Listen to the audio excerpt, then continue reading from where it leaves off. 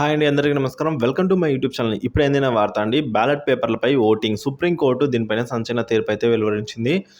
So ఆ వివరాలు అయితే ఈ వీడియోలో ఉన్నాయి. వీడియో ఎక్కడే కానీ స్కిప్ చేయకుండా ఎండ్ వరకు చూడడం ద్వారా ఇన్ఫర్మేషన్ అనేది పూర్తిగా అర్థమవుతుంది. అలాగే వీడియో నచ్చినట్లయితే ఒక లైక్ చేయండి. ఇంకా సబ్స్క్రైబ్ చేసుకున్నట్లయితే మన ఛానల్ని సబ్స్క్రైబ్ చేసుకోవడం ద్వారా నేను చేసే ప్రతి ఒక్క వీడియో మీ వరకు రీచ్ అవుతుంది.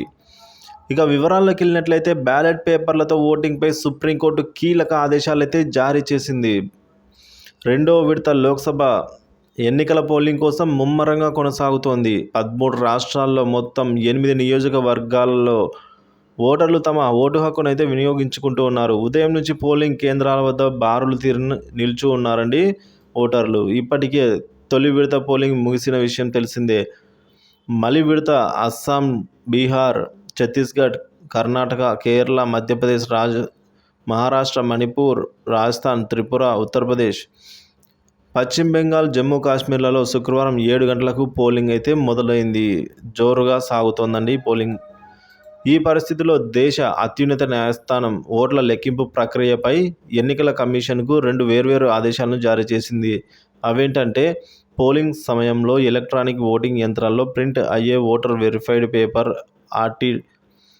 ఆడిట్ ట్రయల్ అంటే వీవీప్యాట్కు సంబంధించిన పిటిషన్లపై విచారణ నిర్వహించి అనంతరం ఆదేశాలను అయితే ఇవ్వడం జరిగింది. అని ఏమనంటే, అసోసియేషన్ ఫర్ డెమోక్రటిక్ రిఫార్మ్ సంస్థ ప్రతినిధులు, ప్రముఖ న్యాయవాది, సామాజిక కార్యకర్త అరుణ్ కుమార్ అగర్వాల్ వేర్వేరుగా ఈ పిటిషన్లు అయితే వేశారండి. ఇప్పుడు కొనసాగుతున్న వీవీప్యాట్ లెక్కింపుల ప్రక్రియలో మార్పులు చేసేలా చర్యలు తీసుకోవాలని ఈ దిశగా కేంద్ర ఎన్నికల కమిషన్కి అయితే ఆదేశాలు జారీ చేయాలని వారు అభ్యర్థించారు. ప్రతి ఈవీఎంలో కూడా ర్యాండమ్గా తీసిన 5 వీవీప్యాట్ల స్లిప్లను బదులుగా అన్నింటినీ లెక్కించేలా ఆదేశాలు జారీ చేయాలని విజ్ఞప్తి చేశారు. అలా సాధ్యం కాకపోతే బ్యాలెట్ పేపర్ల ద్వారా ఓటింగ్ నిర్వహించేలా ఆదేశాలను అయితే జారీ చేయాలని వారు కోరారు. ఈ పిటిషన్లపై బుధవారమే విచారణ ముగిసింది. సుప్రీంకోర్టు తీర్పునైతే రిజర్వ్ చేసింది. మరి కొద్దిసేపటి క్రితమే తన తుది ఆదేశాలను అయితే సుప్రీంకోర్టు జారీ చేసిందండి. బ్యాలెట్ పేపర్ల ద్వారా ఓటింగ్ నిర్వహించాలనే పిటిషన్ను కొట్టివేసింది సుప్రీంకోర్టు.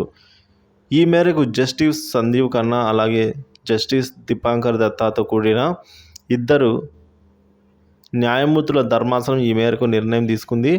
అదే సమయంలో 100% వీవీప్యాట్ స్లిప్పులను లెక్కించాలంటూ పిటిషనర్లు చేసిన విజ్ఞప్తిపైన స్పందించింది. దీనిపై 2 వేర్వేరు అంశాలను జారీ చేసింది బెంచ్. ఒకటి, ఎన్నికల గుర్తు లోడింగ్ ప్రక్రియ ముగిసిన తర్వాత ఈవీఎంలో ఉండే సింబల్ లోడింగ్ యూనిట్ను కూడా సీల్ చేయాలి. ఇందులో ఉండే వివరాలు, ఇతర సమాచారాన్ని కనీసం 45 రోజుల పాటు స్టోర్ చేసి నిల్వ చేసి పెట్టాలి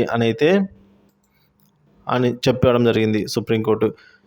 ఇక 2 ఎన్నికల ఫలితాలు పూర్తిగా వెలువడిన తర్వాత ప్రొఫెషనల్ ఇంజనీర్లతో కలిసి ఈవీఎంలలో ఉండే మైక్రో కంట్రోలర్ ప్రోగ్రామ్ను తనిఖీ చేసే అధికారాన్ని సదరు అభ్యర్థికి కల్పించాలి.